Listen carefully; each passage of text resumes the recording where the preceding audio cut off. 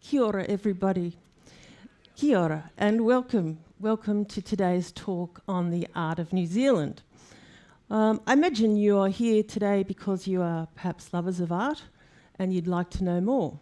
Well, I'm very happy to share with you the art of New Zealand. And New Zealand art has a rich cultural history and a vibrant contemporary mix.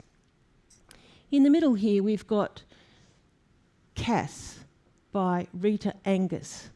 This is in the regionalist style and it came to really represent New Zealand in the mid-20th century. Quite an iconic image.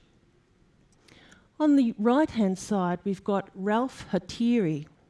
Now he's a leading Maori sculptor and this vigorous carving defines his style. It's called Black Phoenix and it's from 1966. On the left-hand side, we've got an image of Maori women. They are weaving, and it's by an artist called Gottfried Lindau. But more on that later. So these are three signposts to New Zealand art. So let's begin our artistic journey. And we'll begin with a canoe. Now, canoes feature strongly in the early European art. They're also key cultural symbols of spiritual and artistic significance to the Maori. Ancient canoes are remembered with veneration. Here on the left we have Augustus Earle's watercolour, Meeting of the Artists and Hongi at the Bay of Islands, 1827. Earle was the first significant English artist to stay, remaining for about a year. He was in this Bay of Islands region under the patronage of a Maori chief, Te Wahemu. This was why he was able to produce a large number of watercolours and drawings of the Maori daily life and culture. On the right, an earlier and much reproduced image from 1769 by Herman Dietrich Sporing. Now he was a Finnish botanist on James Cook's first voyage on the Pacific, and it's now in the British Museum. He was a naturalist, not the official artist. The artist was Sydney Parkinson, but more on him shortly. It's titled Crew Bidding Defiance to the Ship's Company, and you can see the welcome was not always friendly. And here we have the very first image, and again the canoe. 1642 saw the first European visit, Abel Tasman from the Dutch East India Company. This is the first depiction of Maori from a European perspective. And it shows a famous incident of warriors in canoes attacking the cockboat of the Zihan.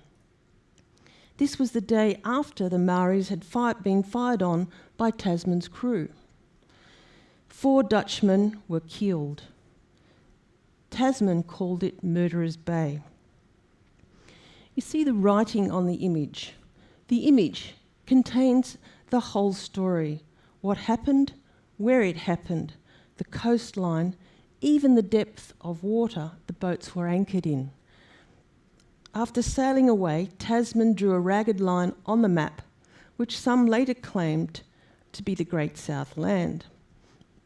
But this artist was really like the foreign correspondent of the day.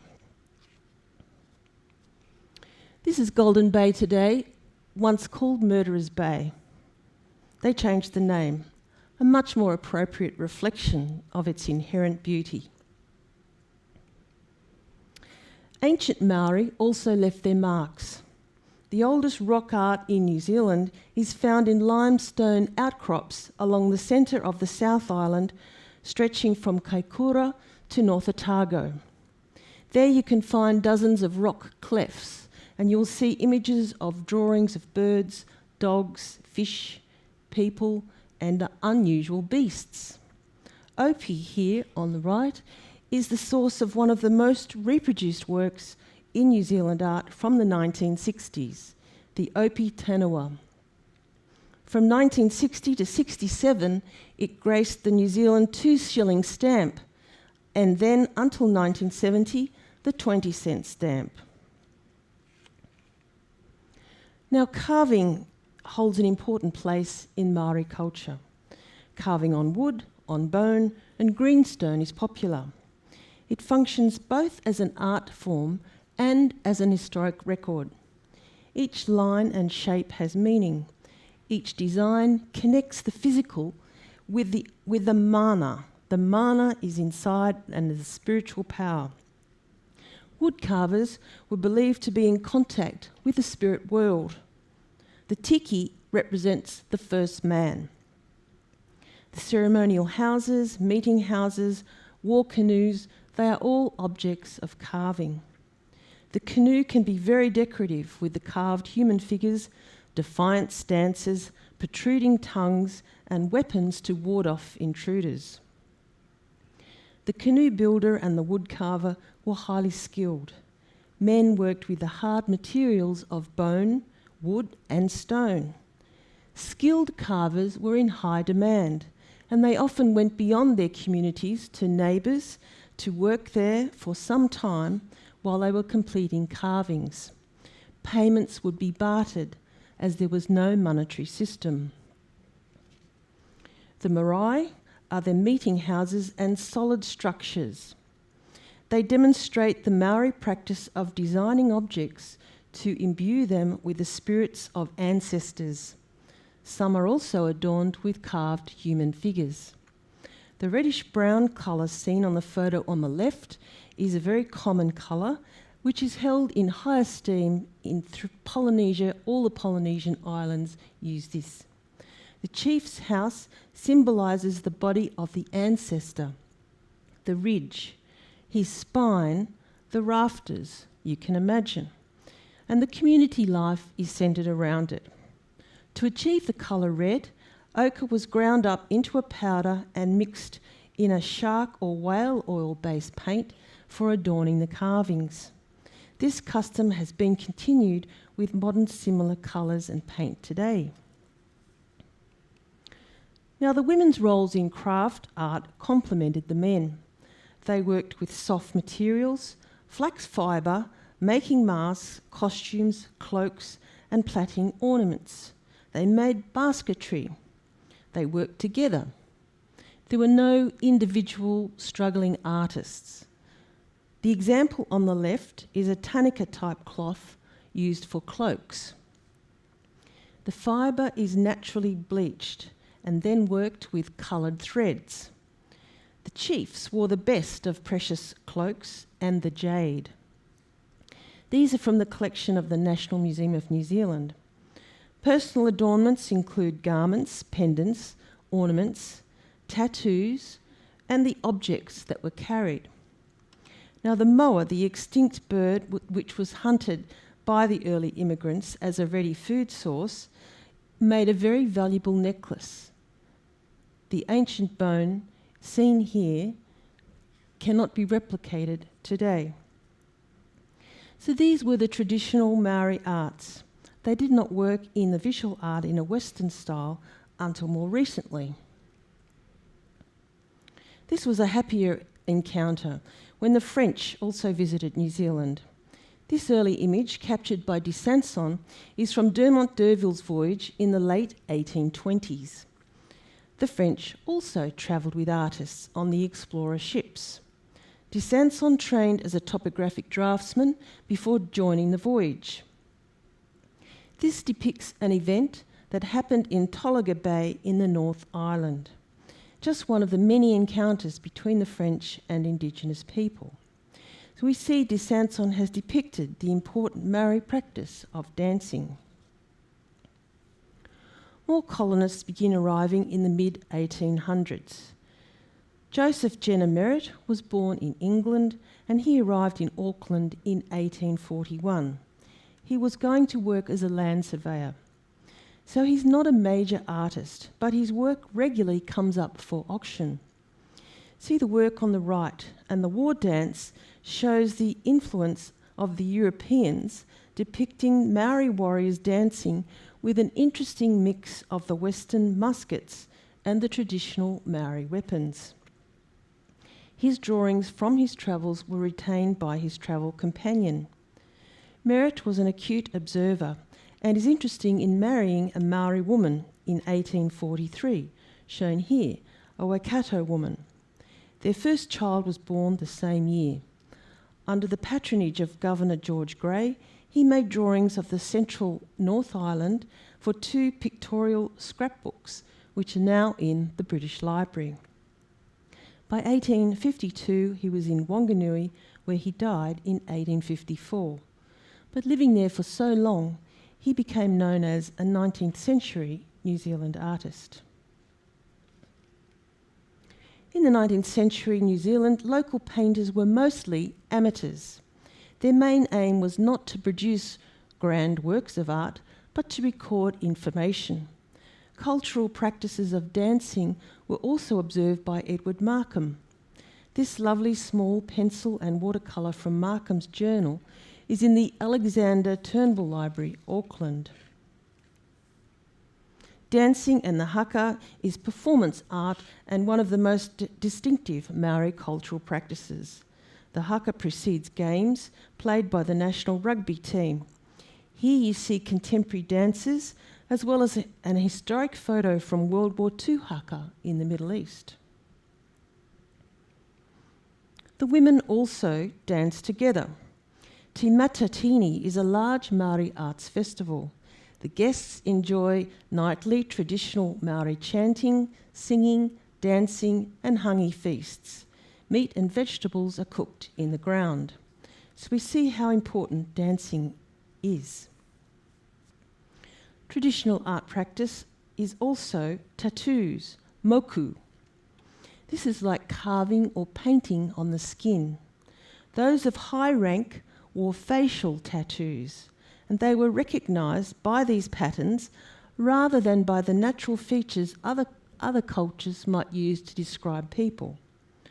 Maori life was influenced by the law of tapu. Tapu meaning forbidden to ordinary use or restricted. Across the Polynesian islands, the language retains similarities. Kapu in Hawaii, tapu in Tongan, and from tapu, James Cook introduced the word taboo to the Western world. Tomoko Māori tattoos carved in skin have symbolic meaning. For some, it's almost like a person's CV. Shows their family group, region, and status. Markings might commemorate important events. Artists use broad-toothed combs called yuhi, dipped in dark pigment. Initially, they were brought from eastern Polynesia, like a form of scarification on the skin. It's carved into the body with a tool, the yuki, which is filled with soot from burnt plants or, interestingly, caterpillars. It's covered with leaves to heal. Women's tattoos were, and still are, limited to an outline around the lips, and thin lines are drawn from the lips down to the chin. So it was taboo to wear an incorrect tattoo. Explorer art. Now, the artists are keen observers of people and places. Sydney Parkinson's head of the son of the Maori chief here shows the distinctive tattoos. Over Cook's 3 Pacific voyages, observations of Maori life were recorded and craft was collected. The first voyage to the Pacific, Sydney Parkinson travelled with James Cook, making this striking depiction. As he navigated, Cook records authentic Maori names on his charts as well.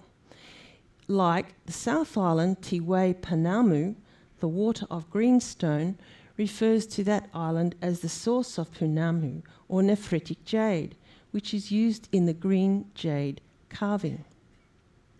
William Hodges accompanied Cook's second voyage and also made many fine drawings and paintings after the voyage. John Webber was Cook's artist on the third voyage to the Pacific. Here he's shown the distinctive Polynesian triangle sails. With easy access to clean drinking water, Ship's Cove in the Queen Charlotte Sound, the top of the South Island, became a favourite resting place for Cook, to which he returned a number of times. It remains a pristine and beautiful area to visit today. This iconic image was completed as an oil painting after the voyage in London, and it's today in the Art Gallery of New South Wales. Around the last decade of the 19th century, the local art scene changed. Several professional artists from Europe arrived and contributed fresh ideas. Louis John Steele was a Frenchman who studied and worked in Europe before settling in Auckland, around 1886. He painted portraits like the one seen here and scenes from history. In 1898, he collaborated with Charles Goldie on the darkly academic The Arrival of the Maori in New Zealand.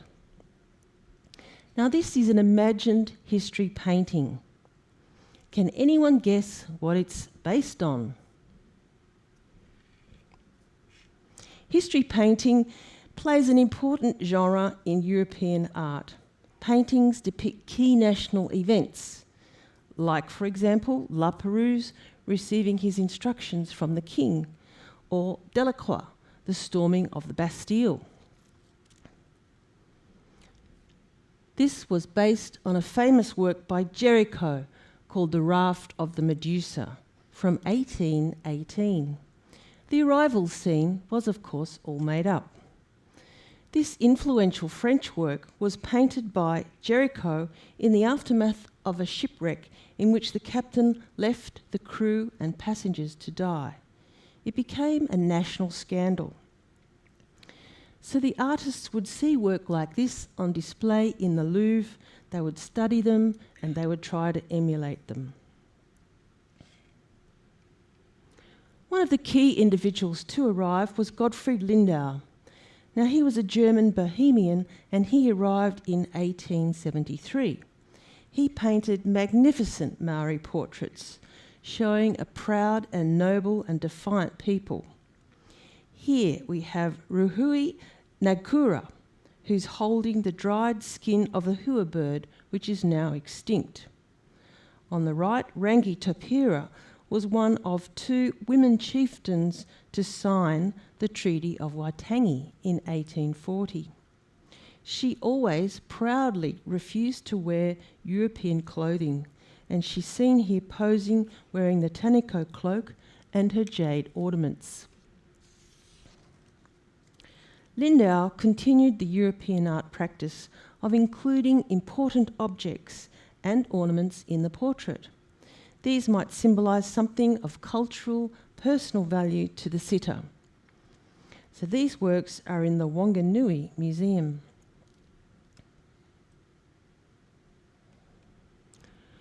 As we move towards modern times, we'll look at a few key artists who have made a significant contribution. The first artist we'll look at is Frances Hodgkins. She is a staple of every major collection. Frances was born in Dunedin in 1869. Today, she's seen as one of New Zealand's most successful expatriate artists. The young Frances left in 1901 for Europe.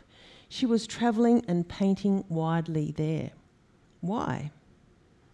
Well, because to escape local parochialism, artists with ambition wanted to travel to Europe and study the exciting modernist art movements. All the isms you've heard of, Impressionism, Fauvism, Post-Impressionism, Pointillism, Cubism. Such artists no longer sought to exactly represent or imitate reality. They believed that was the domain of that new medium, photography. Frances Hodgkins became well known for her still life work and her landscapes. In 1903, one of her watercolours became the first work by a New Zealander to be hung on the line, as they say, at the Royal Academy of Arts in London. So that meant being hung at eye level, not too high, not too low. It was a sought-after position because at the time the exhibition they filled the whole wall with art. So Hodgkins returned to New Zealand to see her family in 1903, and she established a teaching studio in Wellington. She only stayed for a few years. In 1906, she returned to London, where she had her first show at the Paterson Gallery in 1907. By 1910, she began teaching in Paris at Collarossi's Academy. She was the first woman instructor in the school, quite a significant achievement. Here she is painting in Concarneau in Brittany, which at the time had quite an artist colony living there. By World War I, she wisely left France and she retreated to Cornwall for the term of the war. After the war, Europe was moving more towards the modernism and the modernist approach, and as you can see here in her lovely blue barge watercolour, she's moving in that direction as well. But she was an experimentalist. She worked with several different styles as she spent many years working and travelling in Europe. Hodgkins became a leading figure in the British art scene. In 1929, as a member of the 7 and 5 Society, she exhibited with leading avant-garde artists such as Barbara Hepworth and Henry Moore.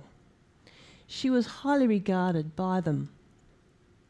In 1939, she was invited to represent Britain at the Venice Biennale, but it was postponed due to World War II. By the time she died in 1947, Frances Hodgkins was recognised as one of Britain's leading artists and one of New Zealand's most famous exports.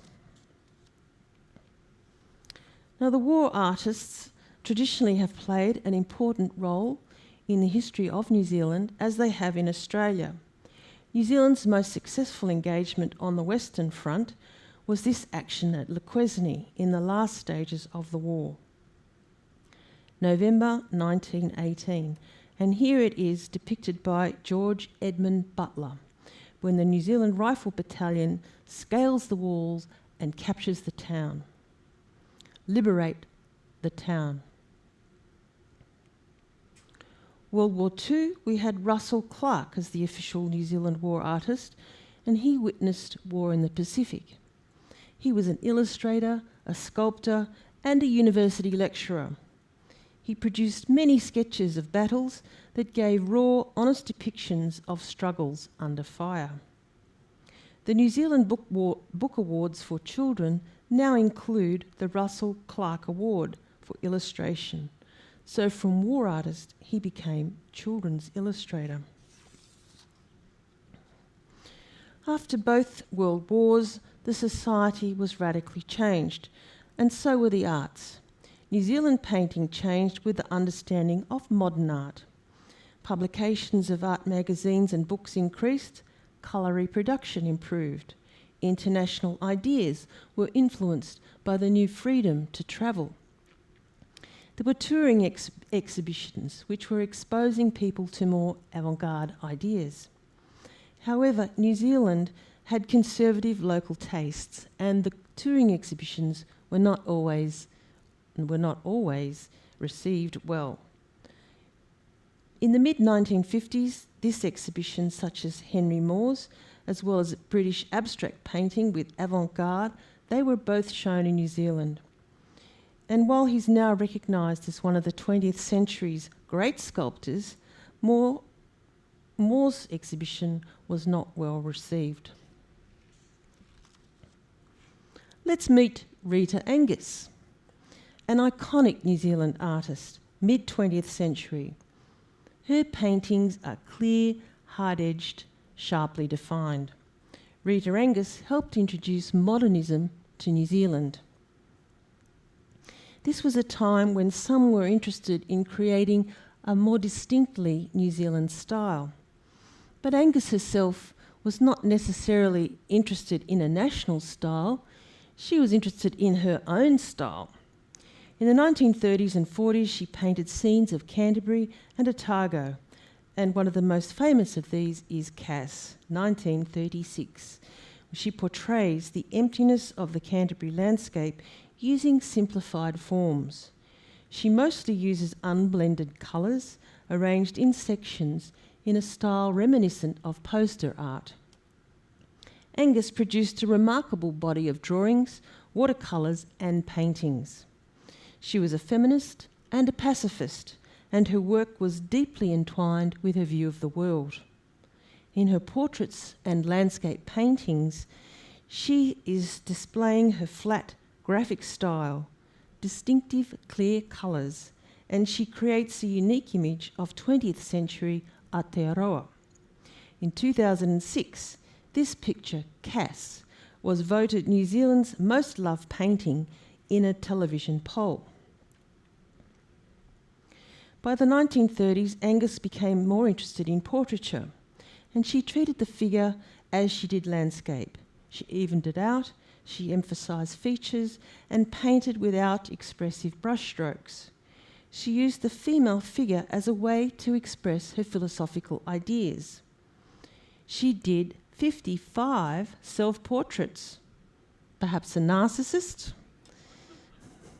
In 1958, Angus won a New Zealand Arts Society fellowship, and she travelled to London to study at the Chelsea School of Art. She visited Scotland and Europe studying art. She returned home in 1960 to paint a mural at Napier's Girls' High School, which can now still be seen in the front of the school hall.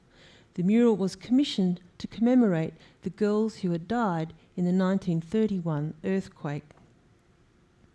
Rutu is one of the many self-portraits produced by Angus. It's enigmatic, symbolic and compelling. Rutu bears a striking resemblance to the artist, but apparently in her letters to composer Douglas Lilburn, she revealed she regarded the painting as an imaginary portrait rather than a self-portrait. The white water lily is a cultural reference, an Egyptian motif, and homage to the ancient civilization she so much admired. In 2008, there was a major retrospective of her work at the Museum of New Zealand. Rita Angus, Life and Vision. Now you can see the similarity with some of the work of Rita Angus. Here, Doris Lusk. On the left, the tobacco fields, painted in 1943 during a holiday in Nelson. Lusk was a painter, a potter, an art teacher and a lecturer at the University of Canterbury School of Fine Art. She exhibited throughout her life. She was awarded the Governor-General's Art Award. Christchurch was the centre of this regionalist painting, with all the pupils and teachers at the Canterbury School of Art. Here, Doris Lusk is dealing with the themes of loneliness and isolation, crisp, clearly defined forms, and the stark contrast between light and dark. She uses flattened forms, strong outlines, and broad areas of colour. Colin McCann, the next significant New Zealand artist we will examine. While perhaps not to everyone's taste, he is today recognised as New Zealand's most famous contemporary painter. His work spans a period of 45 years. Perhaps he's best known for his landscape, his figurative work, and he abstracts it with the overlay of text and, at times, numbers. Colin McCann's religious concerns were paramount to him, and he was artistically influenced by the medieval artist Fra Angelico, who did many murals in monasteries to assist the monks.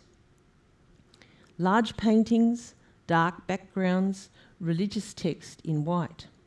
His work is semi-autobiographical, and he's reflecting what he's thinking and experiencing at any given point in time. It was reported McCann did his famous numbers painting titled Teaching Aids 2 after visiting a local primary school where he was dismayed at how mathematics were being taught. He did 3 sets of Teaching Aids paintings. They consisted of 10 panels acrylic on paper in 1975. Teaching Aids 2 was purchased in 2014 by the Art Gallery of New South Wales in Sydney. No one understood Colin McCann in his day. He was an introspective loner. He used words like captions. He worked at the Auckland Art Gallery and taught art. He was also a printmaker and produced a number of lithographs in the 1950s, which can be seen in the Christchurch Art Gallery, where we're soon to go, Christchurch. Here's McCann's most significant work. In 1958, McCann and his wife visited the United States and used the visit as an opportunity to view art that interested them. They visited many galleries. On his return, the Northland panels reflect McCann's response to this visit. It accelerated his stylistic development, which continued through the following decade. There were significant changes in his work. Instead of using picture frames, he worked with unstretched and unframed canvas. Other changes included a large increase in scale. The creation of a series of works were in contrast to the individualised paintings. He had a new gestural freedom in large brushstrokes. These changes were apparent in the Northland panels, which are 8 large panels. In 1964, he started working as a lecturer at the University of Auckland. There was a major retrospective of his work at the Stedelijk Museum in Amsterdam 2002, which introduced McCann as the first modern New Zealand painter of major international importance, and his home today in Auckland is now a small museum. After World War II, we saw a renaissance of Maori culture. Art played a meaningful role in the revival. The first exhibition of Maori modernism was held in Auckland in 1958. Maori artists began producing work to reflect cultural symbols. It can be seen as a synthesis of Maori and European art practice. Ralph Hatiri is regarded as one of New Zealand's most important contemporary artists. In 1961, he won a scholarship and studied at the Central School of Art and Design in London. From 1968, he began work for which he is best known, the Black paintings. Black Phoenix, seen here, is constructed of the burnt remains of a fishing boat. From the 1970s on, Hatiri was noted for his use of unusual tools. He used power tools to create his sculptures. His former studio was at the tip of Observation Point in Dunedin, overlooking Port Chalmers shipping terminal, where I believe we will dock. When the port's facilities were expanded, a section is now an award-winning sculpture garden. It's called the Hatiri Garden, featuring works by him and other modern Kiwi sculptors. Fatu Fu successfully created a contemporary pan-Polynesian art and is recognised as a father of modern Pacific art. Fa'u responded to his reality of living in Auckland, where interactions between the Pacific Islands merged to establish a vibrant local culture. It's a blend of creative endeavours, for many the soul of contemporary Pacific art. Fa'u uses frangipani motifs to offer the Pacific flavour. The first exhibition of Maori modernism was held in Auckland, 1958. Here, Fa'u's ceremonial masks, 1988, the poster for an exhibition of work. It asserts his Pacific strengths, illustrated with a mask image whose headdress shows various influences. With the growing recognition of the Pacific art, dealer galleries became interested in hosting Pacific exhibitions. There was debate between artists, and Maori artists became a cornerstone of the movement. Conserve for Tomorrow combines 3 painted canvases and 4 carved staffs on the right there. The staffs are composite images of chiefly staffs, warriors' clubs, and an orator's wish. They balance the 3 painted canvases which incorporate the frangipani, masks, and spirit bird symbols. There's a balance of male and female in relation to the motifs, as well as the art forms that are referenced. His use of the grid, the symbols, and the pattern on canvas, not barcloth, are reinterpreting the cultural icons. He searches for a balance between men and women, life and death, past and present. Fu'u creates sculpture that draws upon the Polynesian focus on the head. The head is the seat of one's mana. Tangaloa, a 3-dimensional rendition of Fu'u's mask motifs, asserts the presence and power associated with men, with chiefs, with orators. Now, Johnny Lyle on the right and his son, Johnny Peninsula, are father and son working together on the Tusi Falau exhibition. Johnny Peninsula was born in Samoa. He grew up there, settling in Southland when he came to New Zealand at the age of 21. He was one of the first Pacific painters to exhibit in New Zealand. His first show was 1972. Lyle Peninsula created his own niche based on his cultural heritage and contemporary Indigenous art practice. His father and son makes clear reference to the hybrid culture, urban Polynesian, proudly wearing his marker of identity, a tolima, a play between traditional and contemporary. Contemporary artists blend the traditional arts with non-traditional in crafting a range of objects. Nikki Hastings McCall combines the mother of pearl, sterling silver patterns, which are derivative of Fijian bark cloth. This combination reflects a modern set of valued items imbued with the identity. It incorporates bark cloth and tatau motifs as embellishment of her frangipani. She asserts the strength of the floral emblem, reflecting and symbolising the Pacific.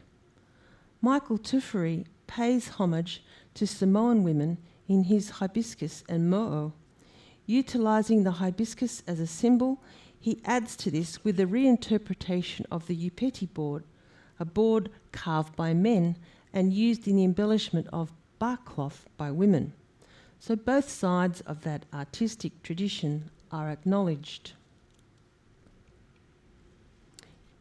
In this photographic parody, the artists are representing themselves to reinterpret stereotypes of the noble savage and the dusky maiden. Recreating the historic ethnographic photo, they dress in traditional manner to emulate the photos taken in Samoa in the 1890s that were sold for Western consumption. To counter the stereotype of the traditional Western gaze, these artists create a photograph filled with irony, a parody of the ethnographic study. The allure of the dusky maiden is a reference to the lai, and as such, it intermingles with the cultural politics of representation. On the one hand, reference to time past, on the other, a critique of a cliché.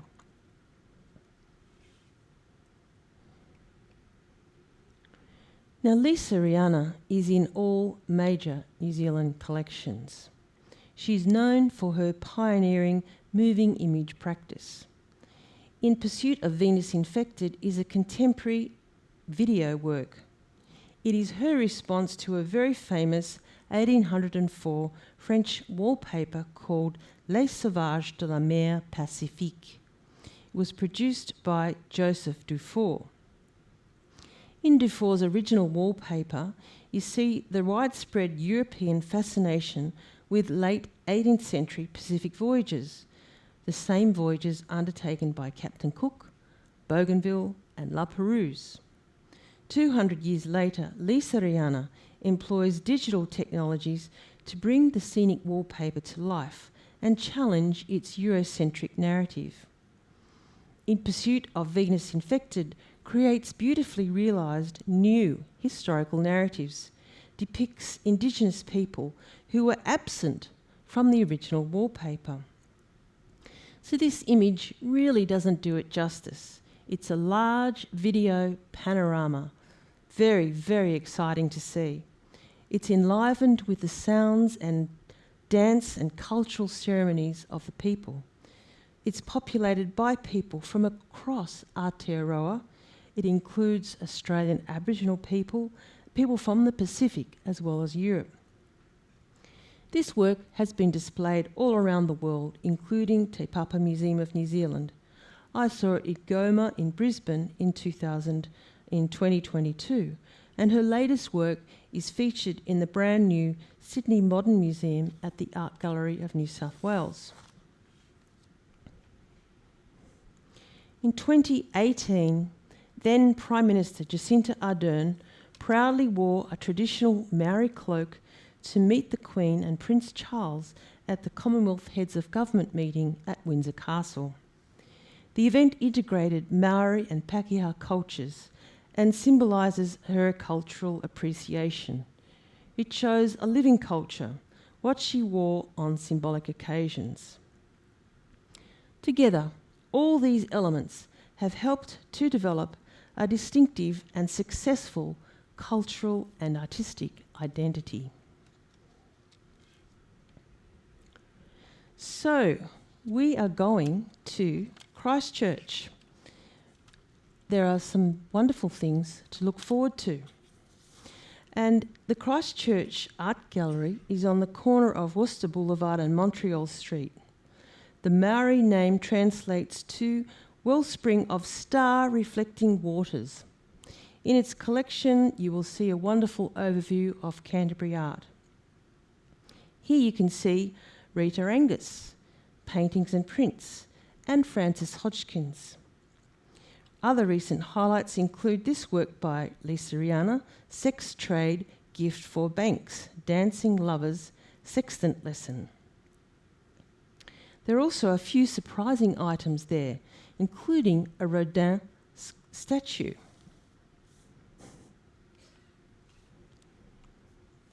Now, the Dunedin Art Gallery is located in the Octagon, right in the centre of the city.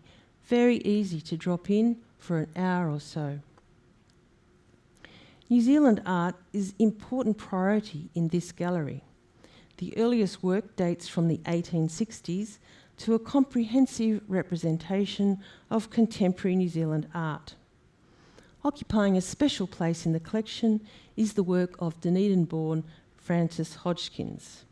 She was actually the daughter of William Matthew Hodgkins, the principal founder of the gallery and an artist in his own right. Other highlights there include major figures in Western art: Machiavelli, Claude Lorraine, Claude Monet, Pissarro, Reynolds, Gainsborough, even Turner. It's a surprisingly rich, diverse collection. So, New Zealand art. From the cultural to the contemporary, you can see the cultural was once very much contemporary, and the contemporary is very much cultural. Ladies and gentlemen, it's been a pleasure sharing my love of art with you. I look forward to seeing you at my next talk. My next talk will be on the Anzacs, Brothers in Arms, and we'll see why Anzac Day was so important to us Aussies and Kiwis.